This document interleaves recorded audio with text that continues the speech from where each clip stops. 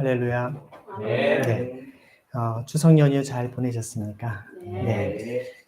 지난 주간에 또 여러분들이 고향을 또 다녀오시고 또 함께 가족들과 함께 귀한 은혜의 시간이 된 줄로 믿습니다. 계속해서 가족들과의 관계는 또 주님께서 주시는 은혜로 또 우리 관계들이 하나씩 더 회복되는 줄로 믿습니다.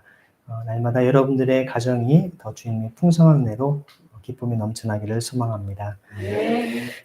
어제 보니까 이게 지금 아시안 게임이 지금 한창 진행 중에 있죠, 중국에서. 근데 보니까 축구 또 야구 다 이렇게 우승을 했습니다. 우리나라 사람들이 축구와 야구를 되게 좋아하는데 좋아하는 종목들을 또 우승을 해서 사람들이 되게 큰 기쁨이 있다라는 생각이 듭니다. 하지만 또 한편으로 아침에 뉴스를 보니까 이스라엘과 또 하마스라고 하는 팔레스타인 지역에 서로 전쟁이 또 벌어진 것을 보게 됩니다. 서로 보복하는 것이 계속 끊이지를 않습니다. 여러분이 이 팔레스타인과 또 이스라엘과 이 전쟁은 이미 성경에서부터 나오는 오래된 역사입니다. 계속 죽고 죽이는 역사가 끊이질 않는 이런 것을 보면서 진정한 이 땅의 평화가 임하기를 정말 다시 한번 기도하는 마음으로 여러분과 함께 주님 앞에 우리 나아가길 소망합니다. 오늘 여러분과 함께 그 천상의 예배와 소명이라고 하는 제목으로 이사야 말씀을 함께 좀 나누고자 합니다.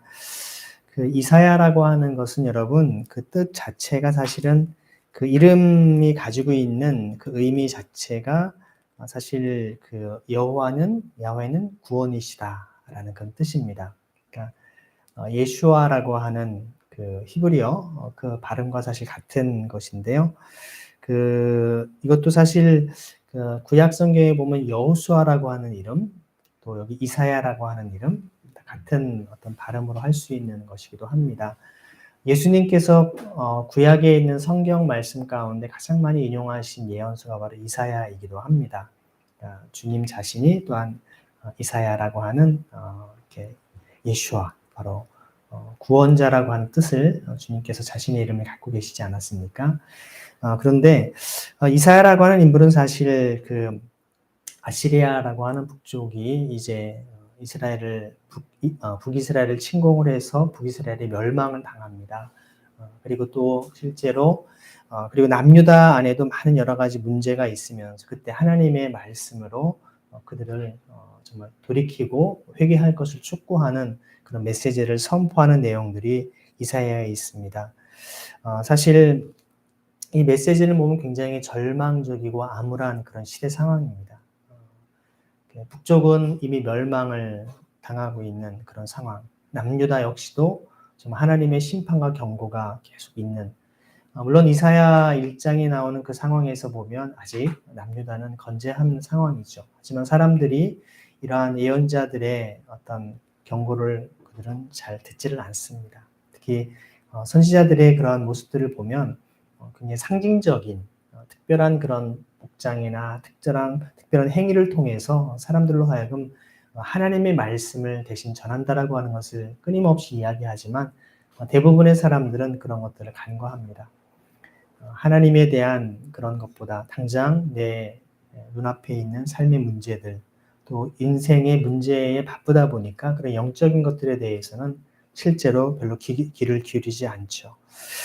그러한 그들이 그러면서도 열심히 종교적 행위, 신앙적 행위를 하는 것에 대해서 오히려 이사야 1장은 하나님께서 그런 거 기뻐하지 않으신다.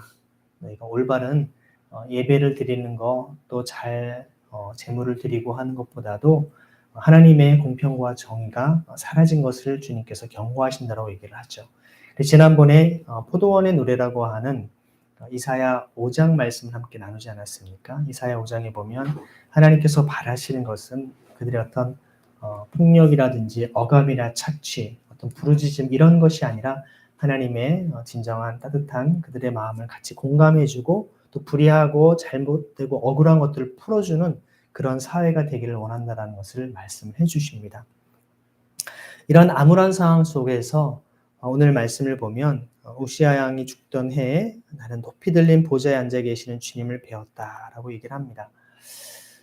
그가 환상 가운데 보았는지 꿈속에서 보았는지 아니면 기도 가운데 보았는지 우리는 정확하게 표현되어 있지 않지만 분명한 것은 그가 천상에서 하나님을 찬양하며 예배하는 장면을 보았다는 것입니다. 말씀드린 대로 사실 1장부터 5장까지 나오는 여러 상황들을 보면 하나님의 엄청난 심판과 하나님의 그 경고의 메시지가 가득한 상황 속에서 갑자기 이러한 암울하고 고통스럽고 정말 소망이 없는 그런 가운데 전혀 기대치 못한 하나님의 강력한 임재를 경험하는 그 환상 가운데 주님을 보게 됩니다. 저는 이사야 6장을 묵상을 할 때마다 우리가 매번 드리는 예배, 여러분 우리가 1년에 예배를 한 몇 번쯤 드릴까요? 주일 예배만 해도 우리가 한 1년에 52주니까요. 52주. 또 다른 예배 좀 더 드린다 쳐도 1년에 한 100번 정도 드린다고 치면 보통 우리가 인생이 80년이라고 가정을 해보면 몇 번인가요? 한 8,000번. 그렇죠? 어릴 때부터 계속 다녔다라고 생각한다면 그렇죠? 우리가 새벽 기도도 가고 또 금요 철야도 하고 또 특별한 집회까지 포함한다면 8,000번이 아니라 근 10,000번 이상 예배를 드릴 수 있다는 것입니다. 한 사람의 인생에 적어도 수천 번 혹은 정말 수만 번의 예배를 드릴 때 그 예배를 예배답게 하는 것이 과연 무엇인지, 아니 여러분이 그토록 수많은 예배를 드려왔고 또 드릴 것인데 여러분들이 정말 온전한 가장 이상적이고 여러분이 간절히 갈망하는 예배의 모습은, 예배의 형태는 어떠한 것입니까? 주님 앞에 온전한 예배를 드리고자 우리는 여러 가지 많은 준비를 하고 또 실제로 교회에서 일반적으로 성가대를 준비하고 다 말씀과 이 모든 것들을 잘 준비해서 하나님을 예배하는데 그 모든 것들은 천상의 예배의 그림자에 불과하다는 것입니다. 어찌 보면 우리가 이 땅에서 영원토록 이 천상에서 주님을 예배하며 경배할 것을 이 땅에서 미리 맛보는 그런 시간이기도 하죠. 그렇다고 해서 지금 드리는 모든 것들이 다 의미 없다라는 것은 결코 아닙니다. 우리 삼위일체 하나님을 향한 우리의 사랑과 정성과 모든 그 믿음을 담아서 드리는 것이야말로 가장 아름다운 주님 앞에 영광된 시간이라는 것이죠. 그런데 우리가 정말 진정한 예배의 모습을 성경은 곳곳에서 우리에게 보여주고 있다는 것입니다. 특별히 천상에서 드리는 예배의 모습을, 그 장면을 이사야는 이 고통 가운데 보았던 것입니다. 사실 우리가 너무나 힘들고 어려울 때 희망이라고 하는 그 말조차도 생각할 수 없는 상황에, 절망과 고통이 가득한 땅에 하나님 우리에게 진정한 희망이시고 또 진정한 찬양과 예배의 장면을 보여주신 것을 보게 됩니다. 여러분의 삶을 통하여서도 어떠한 어려움과 아픔이 있다 할지라도 주님께서 여러분을 통한 새로운 희망과 또 소망을 부어줄 줄로 믿습니다. 오늘 이 말씀을 보면 높이 들린 보좌에 앉아 계시는 주님을 배웠다라고 합니다. 그러니까 주님의 보좌가 얼마나 높은지 저 천상의 보좌에 앉아 계신 주님을 보죠. 이 보좌라고 하는 것은 단순한 그냥 의자만을 얘기하는 것은 아니죠. 하나님의 통치와 다스림을 이야기하는 것입니다. 주님의 보좌. 주님의 보좌에 앉아 계신 그 주님, 온 땅과 만물을 통치하고 다스리신다라고 하는 그 주님을 의미하는 것입니다. 근데 그의 옷자락이 성전에 가득 차 있다. 하나님의 임재가 가득한 것을 보게 되죠. 자, 여기에 보면 천상에 우리가 성전을 지금 이야기하고 있는데요. 우리가 사실 성전이라고 하는 것을 이 땅의 지상의 모형으로서 사실 예루살렘 성전을 이스라엘 백성들이 지었고 또 지금까지 그것이 이어져 내려오고 있습니다. 그런데 예수님께서는 이 공간적인 개념의 성전 개념을 뛰어넘어서 신령과 진정으로 예배하는 자가 참으로 예배하는 것이다. 여기서도 저기서도 아니다. 라고 말씀을 하시죠.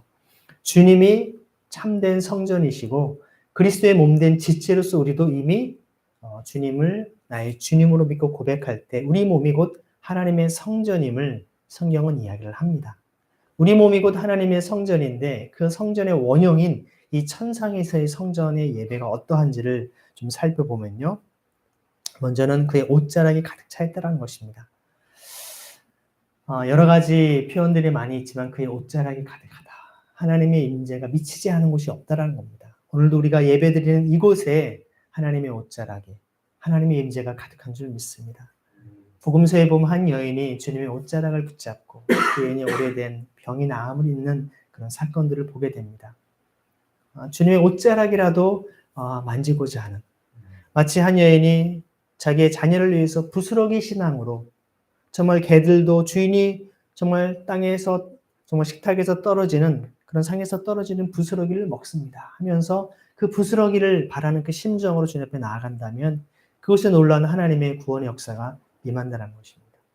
여기에 보면 성전에 가득 차 있고 그분 위로는 스랍들이 서 있다는 겁니다. 스랍들이 서 있는데 여기 스랍들이라고 하는 것이 영어로는 세라핌이라고 얘기합니다. 세라핌. 스랍이라고 하는 것은 보통 우리가 천사라고 얘기를 할 수 있어요. 천사들 중에 중에 여러 그룹 중에 하나인데 이 스랍들이 보니까 저마다 날개를 6개를 가지고 있다라고 표현하고 있어요. 6개의 날개.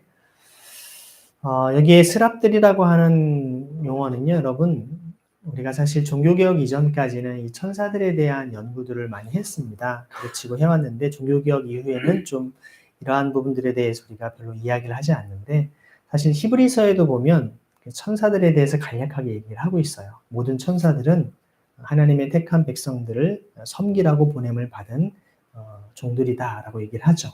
사실 우리가 천사들을 우리가 어떤 숭배할 대상이 아니라 천사들이야말로 하나님의 자녀들을 섬기라고 보냄을 받은 존재라는 것입니다. 그래서 사실 이 땅에 있는 우리들의 모습을 볼 때에는 인간이 죄짓고 문제가 많은 그런 연약한 존재이지만 이제 우리가 하나님의 영광 가운데 우리가 천상에서는 천사들도 우리를 부러워하는 그런 우리가 존재가 된다라고 성경은 이야기를 하고 있거든요.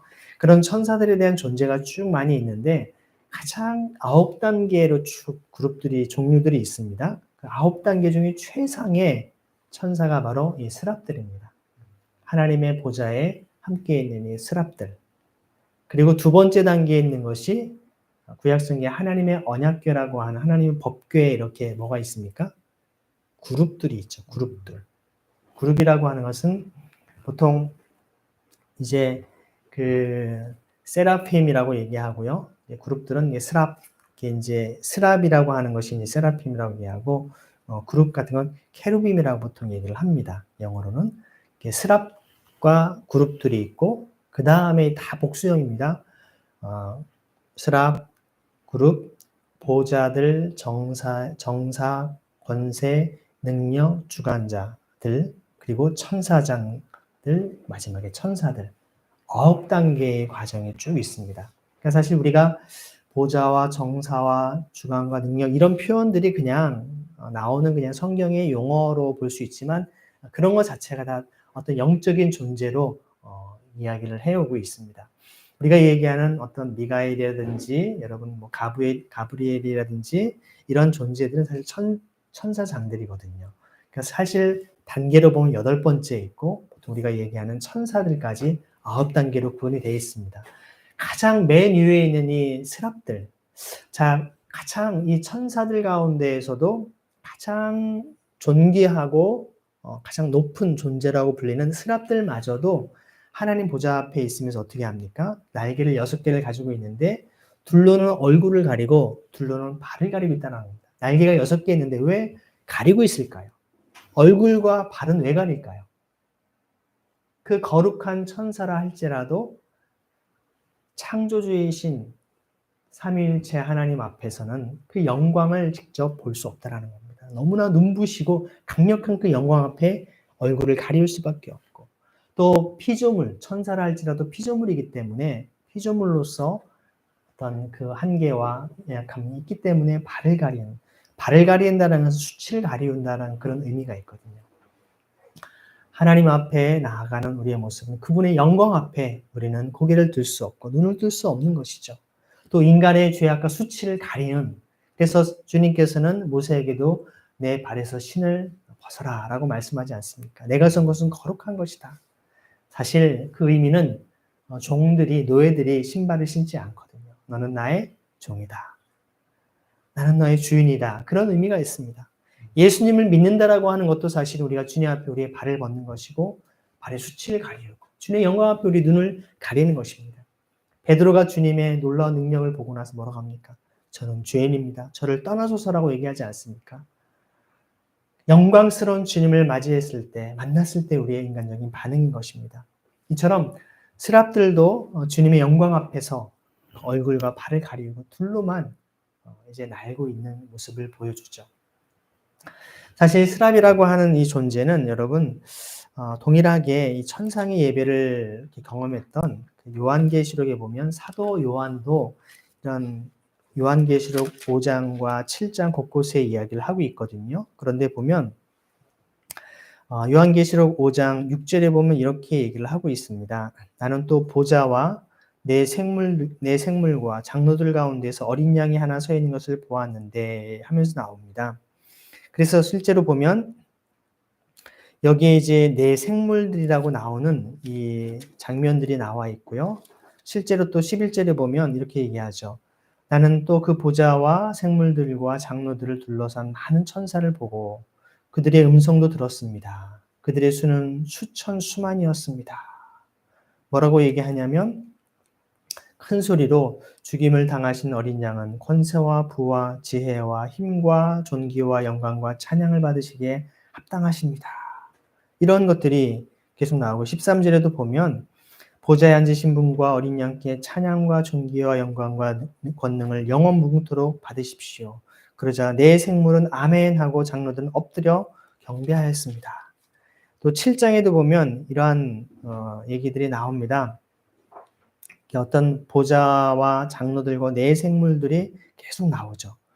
여기 보면 결국 이 내 생물들이라고 하는 것이 바로 이 이사야는 바로 스랍들로 표현했던 것입니다. 같은 천사들 존재로 볼 수가 있습니다.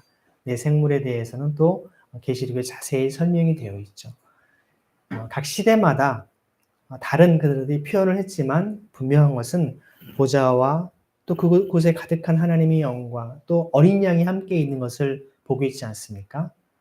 지금 여러분, 우리가 보고 있는 이 말씀도 사실 구약 성경입니다. 구약 성경에서도 이미 천상의 예배 가운데 천사들이 주님을 예배하고 경배하는 그 모습이 어떠한지를 보여주고 있는데요. 여기에 스랍들이 정말 자신의 존재를 위해서는 날개 둘만 쓰고 나머지는 눈, 얼굴과 발을 가리고 있는 그런 모습들을 이야기하고 있습니다. 그들이 큰 소리로 뭐라고 노래를 합니까? 찬양을 합니까? 화답을 하는데 거룩하시다, 거룩하시다, 거룩하시다. 히브리어에서 3번씩 반복하는 것은 원급, 비교급, 최상급이라고 할 수 있습니다. 최상의 존귀와 영광을 주님께 올려드리는 겁니다. 또 다른 측면으로는 성부와 성자와 성령 삼위일체 하나님을 향해 찬양하고 있는 모습을 보게 되는 것이죠. 이 천상의 예배에서 삼위일체 하나님을 통한 예배를 드리고 있는 것입니다. 만군의 주님, 온 땅에 그 영광이 가득하십니다라고 주님을 찬양하며 예배하는 겁니다. 이 찬양 소리가 얼마나 큰지 우렁차게 부르는 이 노랫소리에 문지방의 터가 흔들리는 겁니다. 성전에 연기가 가득 찼다고 얘기를 하죠. 여러분, 하나님을 찬양하는 예배가 얼마나 강력한지 이 천상의 문지방이 흔들렸다는 겁니다. 강력한 지진과 같은 강력한 흔들림이 있었다는 겁니다. 여러분, 예배하는 것만큼 강력한 것은 없습니다. 강력한 것은 없습니다. 주님을 찬양하는 것, 그것이야말로 하나님의 영광을 드러내는 너무나 귀한 일인 것입니다. 찬양하며 나아가는 것은 주님을 선포하고 주님의 이름을 온 땅 가운데 정말 드러내는 가장 강력한 놀라운 믿음의 행위인 것입니다. 실제로 이스라엘 백성들이 진군할 때도 보면 하나님을 찬양하며 나팔을 불며 나가지 않습니까? 그것이 영적인 최전방에서 주님을 높이는 가장 중요한 일인 것이죠. 여러분, 사실 사도행전에 보면 사도행전에 어떤 사건이 있었냐면요. 사실 그 바울과 실라가 실제로 이제 억울하게 옥에 갇힌 일이 있었습니다. 옥에 갇혀 있는 상황 속에서 이제 바울과 실라가 사도행전 16장 25절 이후에 보면 한밤쯤 되어서 바울과 실라가 기도하면서 하나님을 찬양하는 노래를 부르고 있는데 죄수들이 듣고 있었다. 26절에 이렇게 얘기합니다. 그때 갑자기 큰 지진이 일어나서 감옥의 터전이 흔들렸다. 그리고 곧 문이 모두 열리고 모든 죄수의 수갑이며 착고가 풀렸다. 여러분, 이 말씀을 보면 단순한 지진이 일어났다면 그냥 어떤 벽이 무너지고 돌이 무너지고 그냥 그렇게 될 수 있을 텐데 옥문이 열리고 그들의 모든 착고와 수갑들이 풀렸다라고 하는 것은 하나님께서 역사하시지 않고는 있을 수 없는 일입니다. 그럼 수갑 한번 채워놨는데 지진이 난다고 수갑이 풀립니까? 그런 게 아니거든요. 하나님의 역사, 모든 억압과 묶임들이 풀린다라는 것을 보여주는 사건이죠. 바울과 실라가 지금 억울하게 매를 맞고 한밤중에 일어나 찬양해봤자 얼마나 크게 했겠습니까? 아마 같이 자던 사람들이 저 미친놈들 뭐 하는 거야 자다 말고 막 소리치고 조용히 좀 하라고 막 소리를 쳤을 겁니다. 그런데도 그들은 주님을 찬양하며 예배했습니다. 오히려 그들이 일어나서 억울하게 매맞은 거에 대해서 아이고 억울해 억울해 불평불만해도 뭐할 판인데 그들은 오히려 그 억울한 상황 속에서도 그들의 상황과 환경에 굴하지 않고 살아계신 주님을 찬양하며 주님의 구원과 주님의 능력을 선포하며 나갔던 것입니다. 그 죄수들 모두에게 주님의 이름을 함께 찬양하며 높이도록 예배했던 것이죠. 찬양할 때 강력한 지진이 일어났던 것입니다. 마치 이사야 6장에 나오는 것처럼 정말 이 스랍들이 천사들이 수많은 무리들이 주님을 찬양하며 예배할 때 그것에 강력한 정말 지진이 일어났던 사건과 마찬가지인 것입니다. 여러분 우리의 삶에 있어서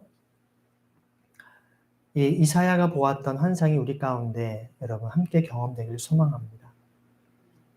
세계는 계속해서 끊임없이 전쟁의 소식들이 끊이질 않습니다. 우크라이나 전쟁을 위해서 계속 기도해야 했는데 갑자기 또 오늘 이스라엘과 하마스의 전쟁 소식이 나오죠. 아무리 어떤 아시안 게임을 비롯해서 올림픽과 월드컵 이렇게 함께 운동을 통해서 문화를 통해 하나가 되고 서로가 일치하고 이런 평화를 만들려고 하지만 인간적인 방법으로는 한계가 있을 수밖에 없음을 보게 됩니다. 이런 끊임없는 전쟁과 고통과 가난과 절망의 소식이 가득한 상황 속에서 우리는 무엇을 해야 하겠습니까? 천상의 놀라운 예배 장면을 경험하고서 아 좋다. 나도 빨리 천국 가고 싶다. 주님이 그렇게 하라고 이런 장면을 보여주셨을까요? 아니면 그 가운데 주님을 찬양하며 예배할 때 천군 천사들이 주님을 높이고 주님을 찬양하는 그 강력한 예배 속에 놀라운 영적인 대지진이 일어나서 모든 묶임과 결박이 풀어지는 사건들을 성경은 곳곳에서 우리가 보여주고 있지 않습니까? 여러분 우리가 삶의 문제와 어려움이 있을 때 주님의 임재를 맛보는 예배의 자리로 나가시길 바랍니다. 주님을 찬양하십시오. 바울과 실라처럼 우리의 상황과 환경이 그렇게 여의치 않다 할지라도 주님을 기쁨으로 찬양하며 예배할 때 우리가 해결할 수 없는 일들, 우리는 많은 문제와 어려움들이 주님 손안에서 놀라운 해결과 회복과 풀리는 역사가 일어날 줄 믿습니다. 예수의 이름으로 부르짖으며 나아갈 때 모든 묶임들이 풀리는 역사가 일어날 줄 믿습니다. 예수의 이름으로 풀어질지어다. 예수의 이름으로 모든 결박들은 끊어질지어다. 예수의 이름으로 모든 어둠과 절망은 떠나갈지어다. 여러분 주님을 찬양하시며 선포할 수 있기를 소망합니다. 이사야는 그 놀라운 장면을 경험했습니다. 바울과 실라도 그런 놀라운 하나님의 구원의 역사를 경험했습니다. 중요한 것은 우리가 천사의 그 예배의 장면을 이 땅에서 수많은 예배의 모습들, 수많은 우리가 평생 드리는 수만 번의 수천 번의 예배를 많이 드리고 잘한다는 것만이 아니라 그 천상의 예배에서의 그 초점이신 삼위일체 하나님을 향한 온전한 경배와 찬양과 영광을 올려드릴 때 그런 놀라운 하나님의 치유와 회복과 해방의 그런 놀라운 구원의 역사가 있을 줄 믿습니다.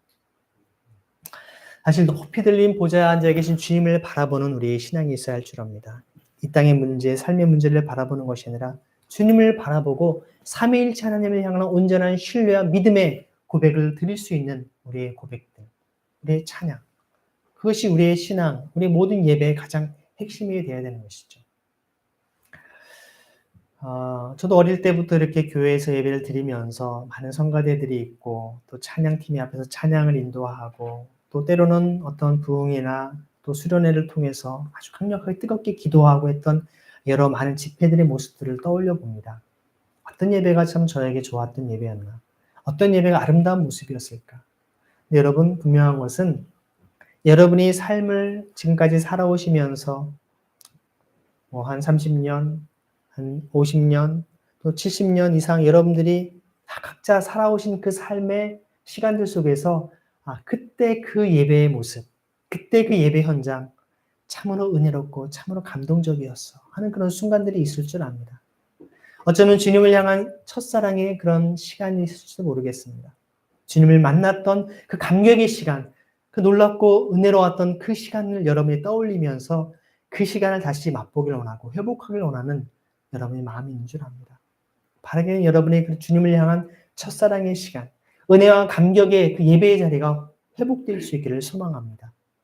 더욱더 바라기는 여러분이 날마다 여러분 개인적인 심령의 골방에서 그런 예배가 날마다 이루어지기를 소망합니다. 근데 여러분 분명한 것은 여러분이 경험했던 예배의 은혜의 장소, 시간들이 시대마다 다르고 또 사실 여러분들이 삶마다 장소마다 달라왔던 것을 경험할 것입니다. 마찬가지로 우리가 대한민국이라고 하는 이곳에 살아가는 우리와 또 달리 저 지금 공산권이나 이슬람권에서 또 불교권이나 힌두권, 타종교 속에서 또 여러 가지 억압과 착취 속에서 그들의 신앙을 지키며 주님 앞에 간절함과 뜨거움으로 예배하며 주님을 경외하는 사람들의 아름다운 예배의 모습이 또한 있습니다. 핍박받는 상황 속에, 박해받는 상황 속에서 그들의 믿음을 지키며 드리는 온전한 예배의 모습도 주님은 기뻐 받으십니다. 또 우리 화려한 많은 여러 가지 조명과 수많은 사람들이 함께 아름다운 오케스트라와 함께 성가대로 예배드리는 것도 물론 아름다운 예배일 수 있습니다.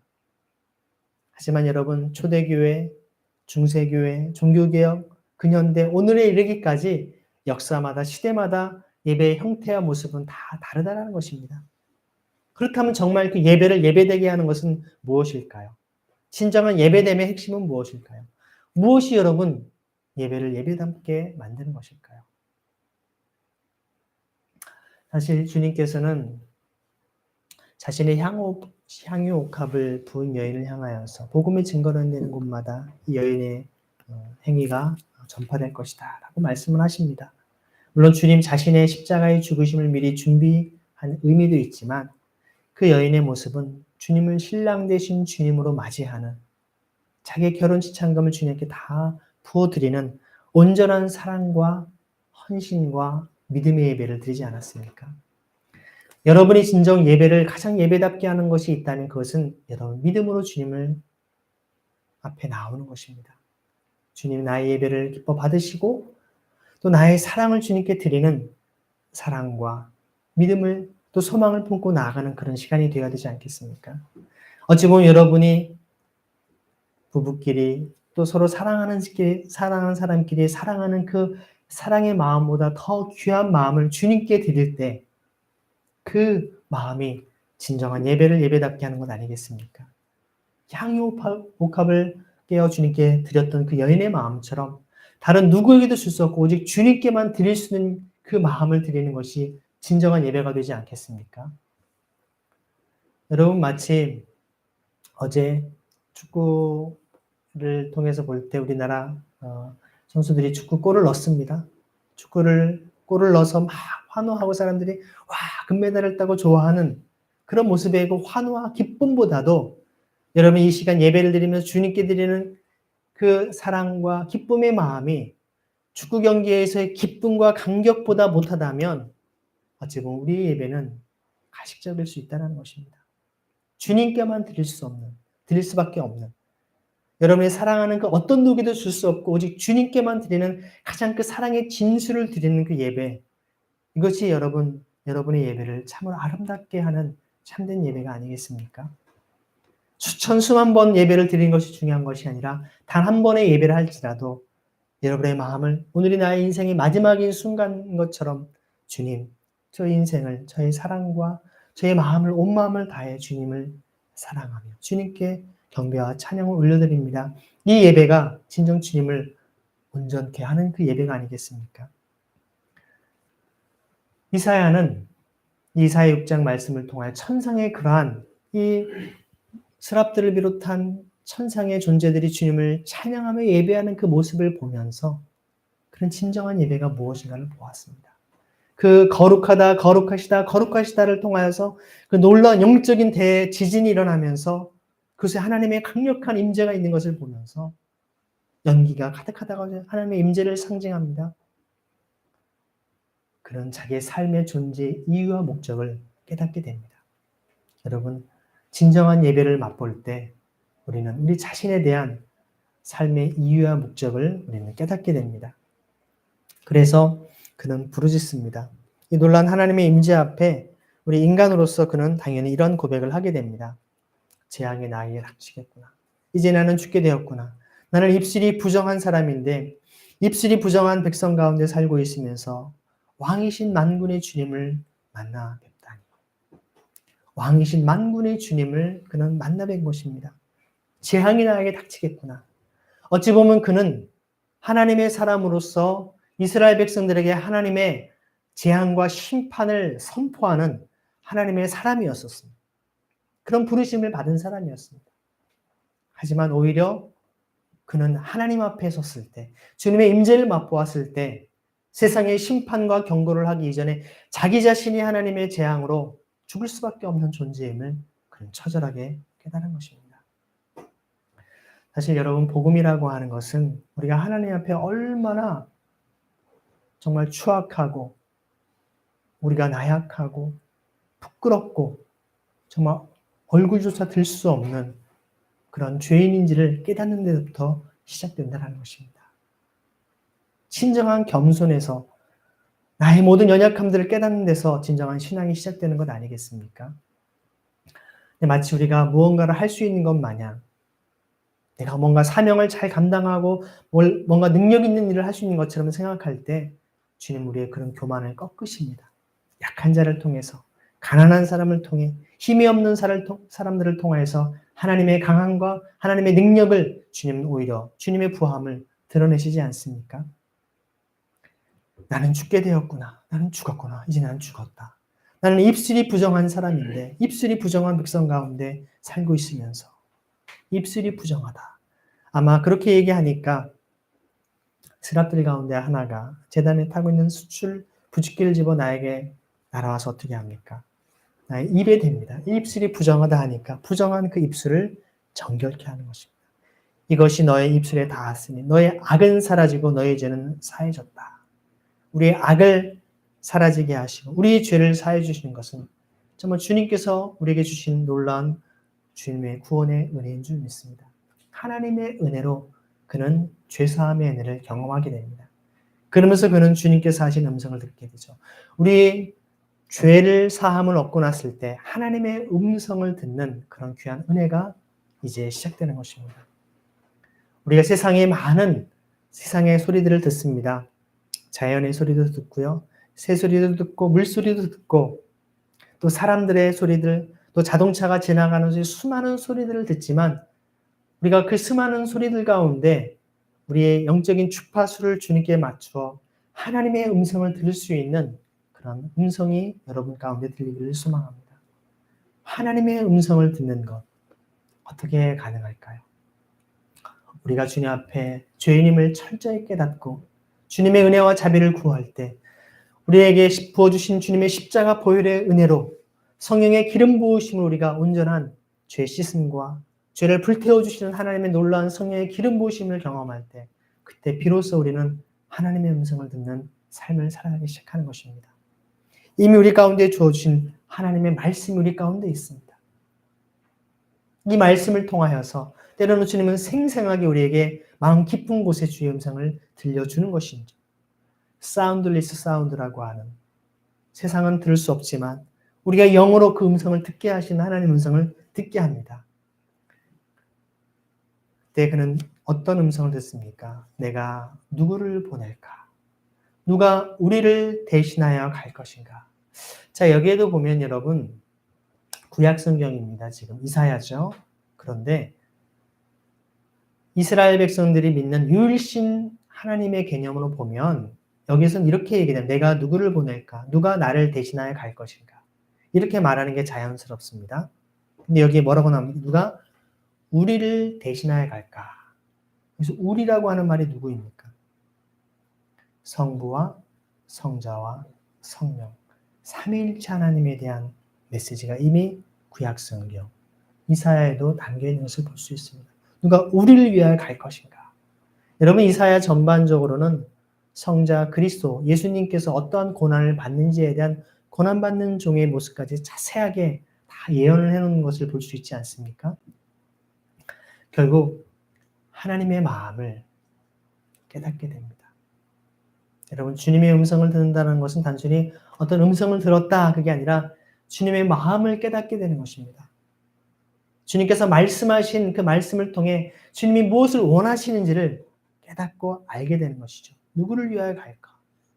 지금 전쟁과 세상의 절망과 고통이 가득한 곳에 주님은 오늘도 우리에게 동일하게 이 음성을 말씀하십니다. 주의 말씀은 결코 땅에 떨어지지 않고 태초부터 종말 때까지 온 인류 역사를 붙잡으시고 역사하신 하나님의 말씀이시기 때문에 오늘도 이 말씀을 통해 여러분에게 생생하게 쟁쟁하게 우리에게 들리게 하고 계신다는 것입니다. 부족한 저희 입술을 통해서 하나님의 말씀을 여러분에게 증거하고 있지 않습니까? 내가 누구를 보낼까? 누가 우리를 위해 대신하여 갈 것인가? 여러분, 이 시대에 하나님께서 이 땅의 수많은 고통과 죄악, 전쟁과 절망이 가득한 곳에 동일한 음성을 이 시간 말씀하고 계십니다. 주전 8세기 이사야라고 하는 그런 남유대에서 활동했던 그 선지자에게만 들렸던 음성이 아니라 오늘 이 시간 여러분에게도 주님께서 들려주시는 하나님의 음성인 것을 믿으시기를 바랍니다. 그때 이사야는 뭐라고 아뢰입니까? 주님, 제가 여기 있습니다. 저를 보내어 주십시오. 누가 우리를 위해 갈까? 누가 우리를 위해 대신 갈 것인가? 여기 보면 대신하여라는 표현이 나오며 대신한다. 자, 우리는 하나님의 대사, 그리스도의 대리자, 하나님을 대신해서 세상에 나아가는 것입니다. 우리 힘으로, 우리의 어떤 노력으로, 우리의 모습으로 무언가를 행하는 것이 아니라 하나님께서 우리를 보내신 것입니다. 보냄받은 자, 부르심을 받은 자, 이게 소명을 받은 사람이고 사도라고 하는 말이 바로 보내심을 입은 자라고 하는 뜻이거든요. 우리는 그리스도의 사도로서, 그리스도의 편지로서, 그리스도의 향기로 이 땅에 보냄을 받은 사람들입니다. 그렇다면 우리는 어떠한 마음으로 이 땅을 살아가며 나아가야 할 것인가요? 우리는 먼저 삶의 정황과 문제들을 볼 수 있어야 됩니다. 이 땅 곳곳에 있는 아픔과 고통의 소식들을 우리 가슴에 끌어안고 주님 어찌할꼬 어찌할꼬. 이사야 5장에 나오는 그런 포도원의 노래처럼 정말 이 땅에 하나님의 공평과 정의에 가득하게 간절히 노래하는 그 심정이 우리 가운데 있어야 됩니다. 내 현실은 전혀 그렇지 못한 도대체 이런 현실을 어떻게 할 것인가. 가슴 아파하고 가슴을 치는 그런 사람들에게 하나님께서는 하나님의 강력한 임재, 하나님을 온전히 예배하는 모습이 무엇인지를 주님은 보기를 원하십니다. 우리는 어려움과 고통이 가득할수록 더 모여 예배해야 됩니다. 주님을 찬양하며 송축해야 됩니다. 하나님의 이름을, 그리스도의 이름을 선포하며 하나님의 영광을 드러내야 할 줄 믿습니다.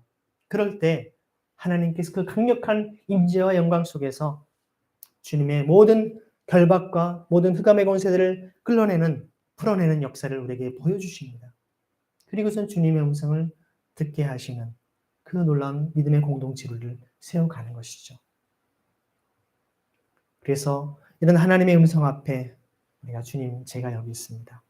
저를 보내어 주십시오. 저는 죄인이고 부족하지만 주님께서 가라시면 제가 가겠습니다.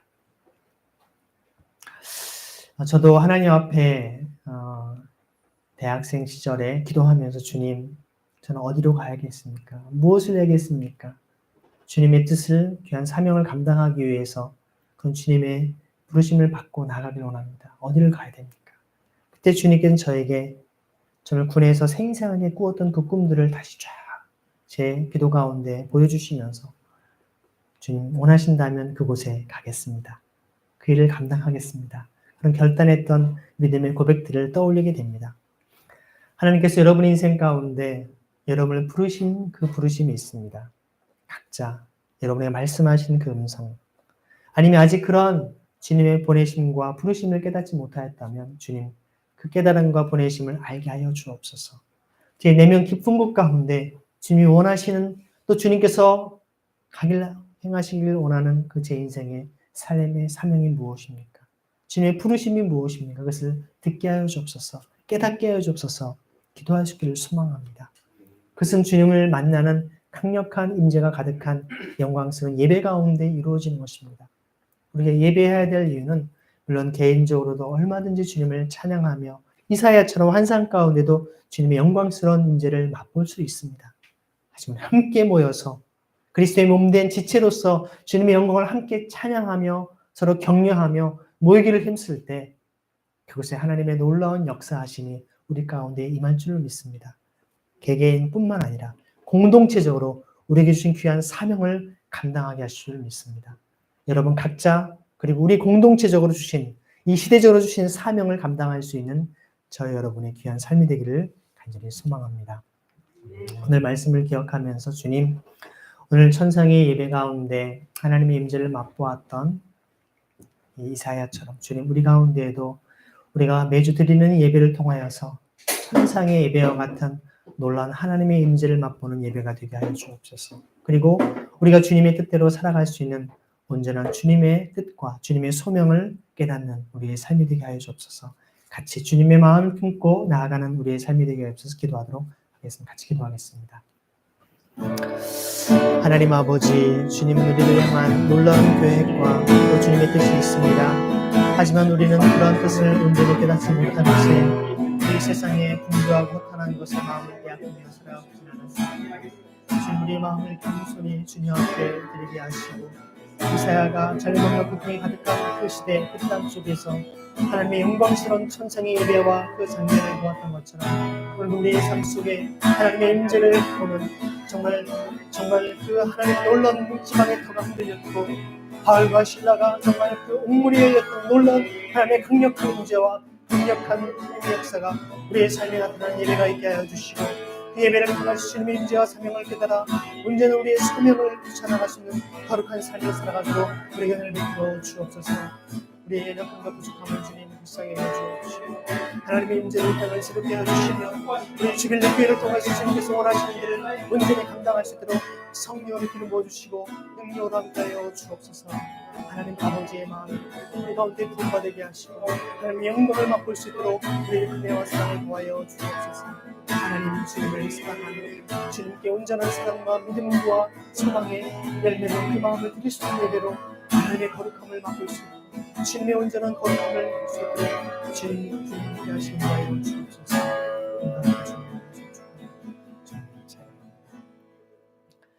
살아계신 주님, 이사야가 맛보았던 천상의 예배가 우리의 매일의 삶 속에서 또 주일마다 드리는 우리 주빌리 교회 예배를 통해 맛보게 하여 주옵소서.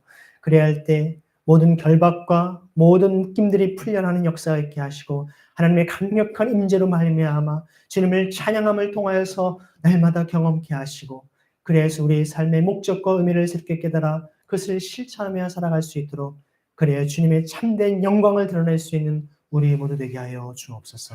살아계신 예수 그리스도의 이름으로 감사하며 기도드립니다. 아멘.